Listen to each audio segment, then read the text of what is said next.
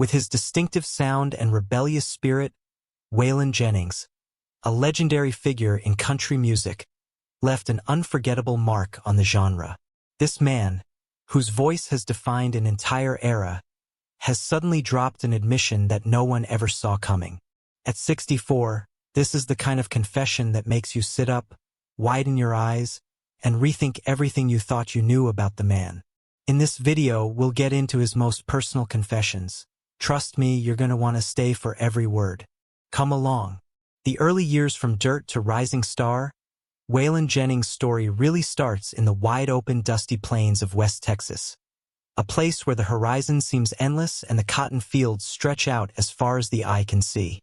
Born on June 15, 1937, near a little town called Littlefield, Jennings' life wasn't one of glitz and glamour right from the start. In fact, his beginnings were about as humble as you could get. Waylon was the eldest child of William and Laureen Jennings, and when he was born, they named him Waylon. Now you'd think that was it, but things changed pretty quickly. His mom started calling him Waylon to avoid confusion with a nearby school called Wayland Baptist College. Funny how a small change like that can stick. The Jennings family, though deeply rooted in their faith, weren't Baptist, more of a solidly Church of Christ kind of household. And like a lot of Southern families back then, they loved their music, especially listening to the Grand Ole Opry on the radio. Waylon Jennings spent years evading this topic, but at 64, he's finally come forward with a confession we all saw coming. What took him so long, and what does his admission reveal about his true self? This is the story behind Waylon Jennings that no one ever thought they'd hear.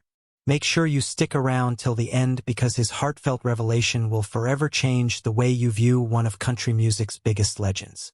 Waylon's dad, William, worked his fingers to the bone doing whatever jobs he could find. Farm labor, truck driving, you name it, just to keep food on the table. And young Waylon? Well, he pitched in too. He worked in those cotton fields alongside his family. A grueling experience that no doubt shaped not only his perspective on life, but also the gritty, real stories he'd later tell through his music. You can almost feel the dusty field in the chords of some of his songs. But there was always something else in Waylon's life, music. His dad, though just an amateur musician, loved to play harmonica and guitar, and you can imagine him introducing little Waylon to those first sweet notes. By the age of 8, Waylon's mom, Laureen, was teaching him guitar herself. The first song she taught him, 30 Pieces of Silver. It was a simple tune, but that was all it took to light the spark in him. From that point on, Waylon practiced like a boy possessed, borrowing relatives' instruments until his mother managed to scrape together enough to buy him his very own Stella guitar. Not too long after, she upgraded him to a Harmony Patrician, and boy, did that guitar get some use. Waylon's musical influences were as varied as they come, especially for a kid growing up in a small Texas town. He was into everything from Bob Wills' Western swing to the honky-tonk sounds of Floyd Tillman, Ernest Tubb, and Hank Williams. Throw in a little rock and roll from Carl Smith and Elvis Presley, and you've got the recipe for the unique sound that Waylon would go on to develop. Even as a kid, it was clear Waylon had talent. He wasn't just a kid with a guitar, he was a performer. He started out playing at family get-togethers, but it didn't take long before he was playing for bigger crowds. Well, as big as a crowd can get in a small town like Littlefield.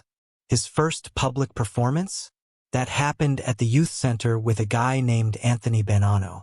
Soon, he was performing at JC's and Lions clubs, basically any local gig he could find. One of his first big wins came when he sang Hey Joe in a talent show on Channel 13 in Lubbock, and he even became a regular performer at the Palace Theater's local talent nights. Can't you just see it? This young kid with a big guitar playing his heart out for anyone who'd listen. By the time Waylon was 14, he was itching for more. That's when he auditioned for KVOW, a local radio station in Littlefield. J.B. McShann, the station's owner, was so impressed by Waylon's style that he gave him a weekly 30-minute radio show. Think about that for a second, 14 years old and already hosting his own radio show. Talk about an early start. Those radio gigs not only helped him develop his voice but also taught him the ins and outs of the music business skills that would be crucial in his later career. But here's where things get really interesting. 2 years later, at the ripe old age of 16, Waylon decided school just wasn't for him. So he dropped out of high school and quit picking cotton for good. He had bigger dreams of making music his full-time gig. So in 1954, he moved to Lubbock, Texas, where he snagged a job at radio station KLLL. It was in Lubbock that fate stepped in. Waylon crossed paths with none other than Buddy Holly. Yes, the Buddy Holly. Waylon and Buddy met at a local restaurant, and from there, a special bond formed.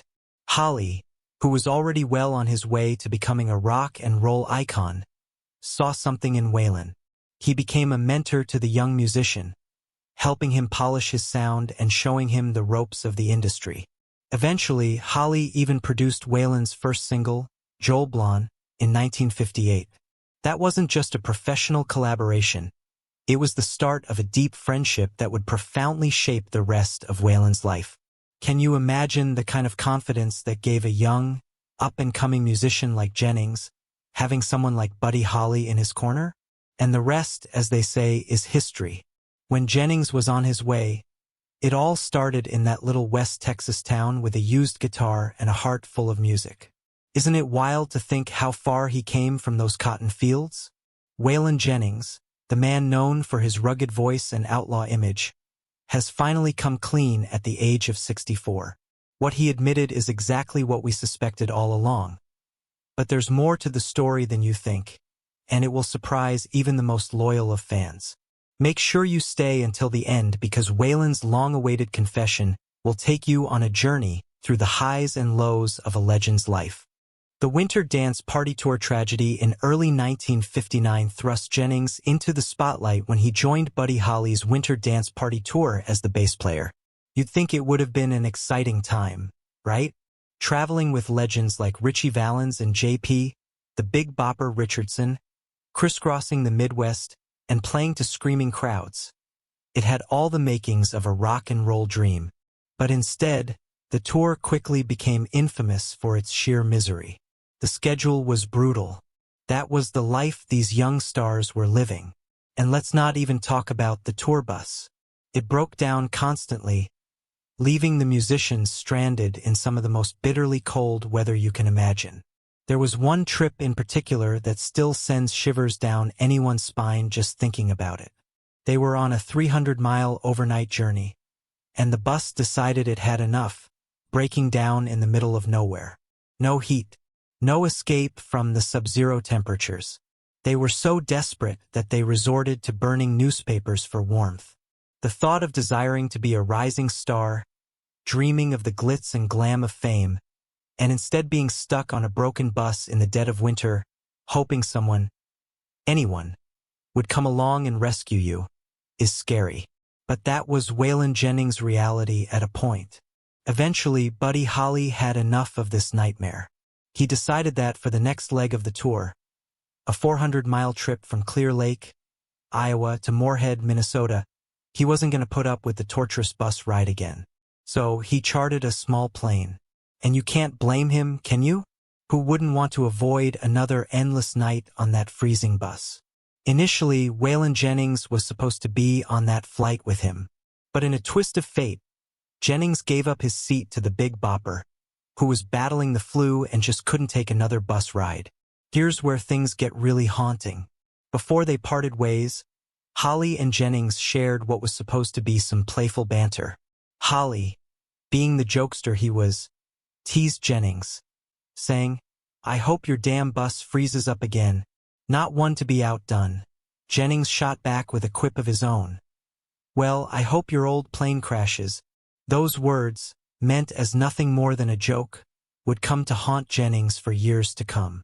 On that fateful night, February 3, 1959, the plane carrying Buddy Holly, Ritchie Valens, and J.P. Richardson crashed, killing everyone on board instantly.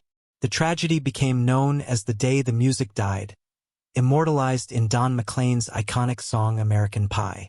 Can you even begin to imagine how that must have felt for Jennings?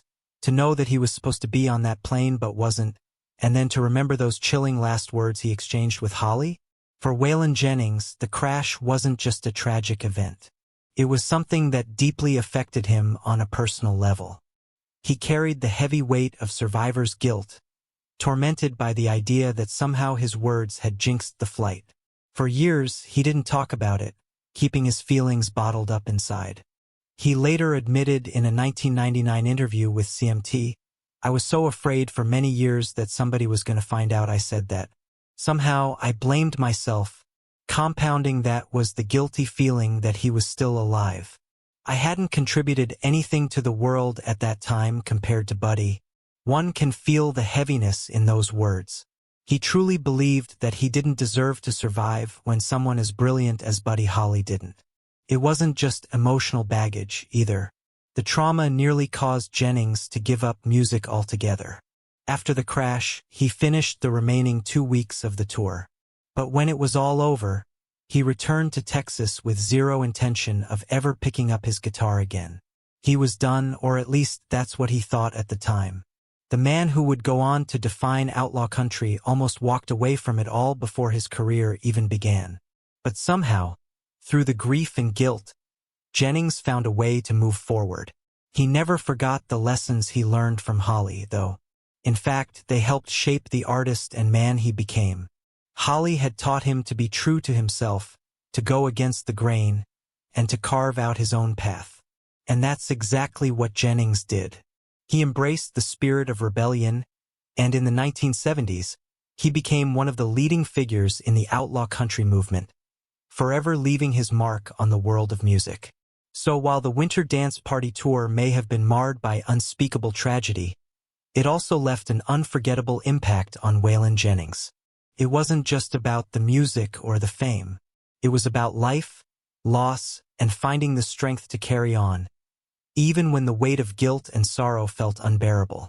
In the 1970s, Waylon Jennings shook up the world of country music in a way that no one saw coming. Nashville had its own established sound, and if you wanted to make it big, you had to play by their rules. But Jennings, he wasn't having any of it. He found the traditional Nashville scene to be way too controlling, like a cage where creativity was stifled, and artists were just churning out what the bigwigs wanted. That just didn't sit right with him.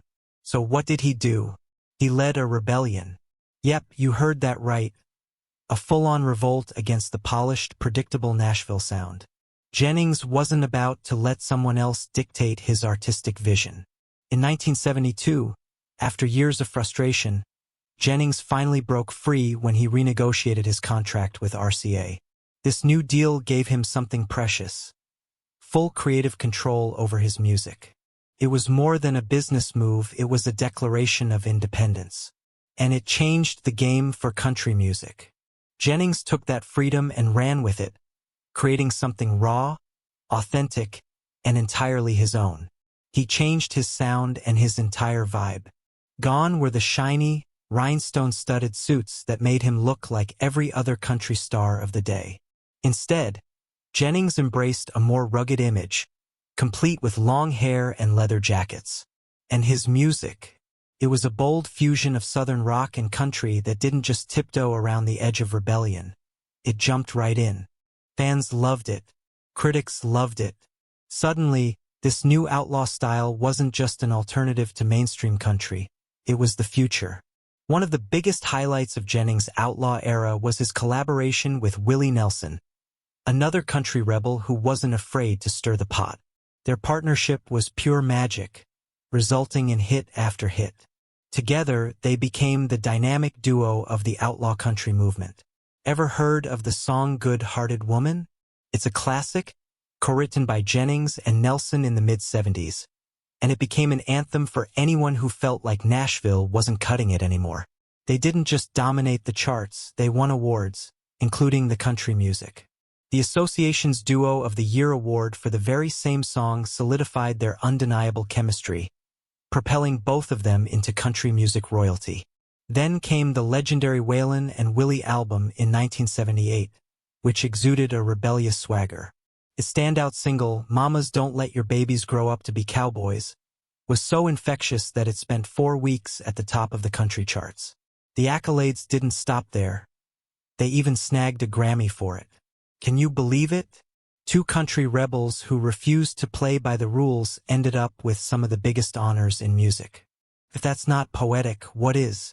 But we can't talk about Jennings without mentioning one of his biggest solo hits, Luckenbach, Texas, Back to the Basics of Love.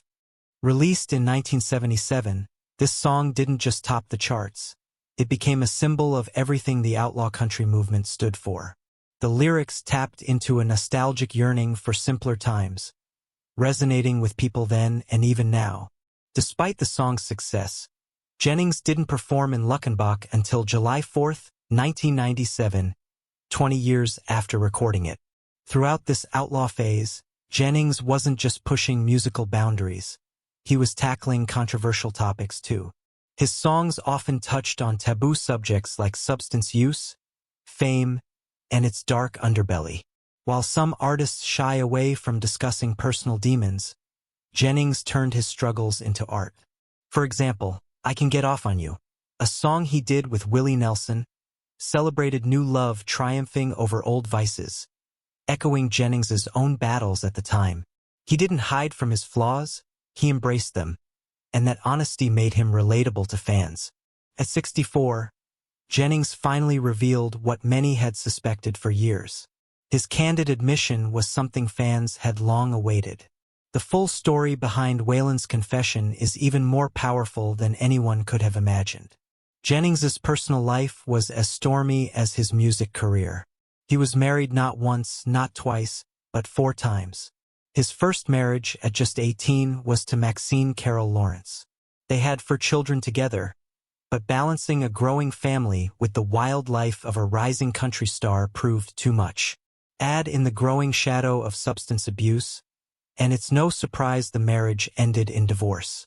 In his mid-20s, Waylon married Lynn Jones. Although they didn't have kids, he adopted a child during their 5-year marriage. However, the pressures of fame and his personal demons led to another split. After Lynn, Waylon married Barbara Roode, but that union also didn't last long. Just when it seemed he was destined to drift from one marriage to the next, he met Jessie Coulter. Their relationship, built on mutual understanding, love, and resilience, lasted until his death in 2002. Jessie stood by him through his most challenging times, including his decision to quit hard substances in 1984. They even rented a house in the Arizona desert to focus on his recovery. Jessie's prayers and unwavering support were pivotal. Their life wasn't just about their careers or winning battles. In 1979, they welcomed their son, Shooter Jennings, into the world. Raising Shooter gave Waylon Jennings an additional reason to keep fighting his demons. For Jessie Coulter, their son became another beacon of light in their often tumultuous life together. After keeping this secret for years, Waylon Jennings has finally spoken the truth at 64, and it's something we all suspected but never thought he'd admit. What was the country star hiding, and how does it change the way we understand his legacy? You'll want to hear the full story behind this revealing moment. Stay tuned till the very end because Waylon's admission will leave you with more questions than answers. At 64, with a shocking confession in a candid and revealing interview, Waylon Jennings, the legendary outlaw country singer, bared his soul about his troubled past and the heavy burden of his mistakes. Jennings finally seemed to have made peace with the guilt that had followed him like a shadow for decades. The most profound part of his confession came when he opened up about the tragic plane crash that claimed the life of his dear friend and mentor, Buddy Holly. With a deep sigh, Jennings admitted, "God Almighty, for years I thought I caused it." Those words shed light on the emotional storm he had been weathering all these years, revealing the tremendous guilt he had felt for something that, in truth, was beyond his control. Yet it haunted him. How does one come to terms with feeling responsible for the loss of a friend in such a tragic way? For Jennings, it was a long journey to acceptance. But the crash wasn't the only demon Jennings battled. He also had to confront his struggle with substance abuse, particularly his addiction to hard substances. In the prime of his career, the singer's substance misuse spiraled out of control. At one point, Jennings admitted to spending as much as $1,500 a day on hard substances. Think about that, $1,500 a day. The addiction didn't just drain his bank account, it drained his spirit too.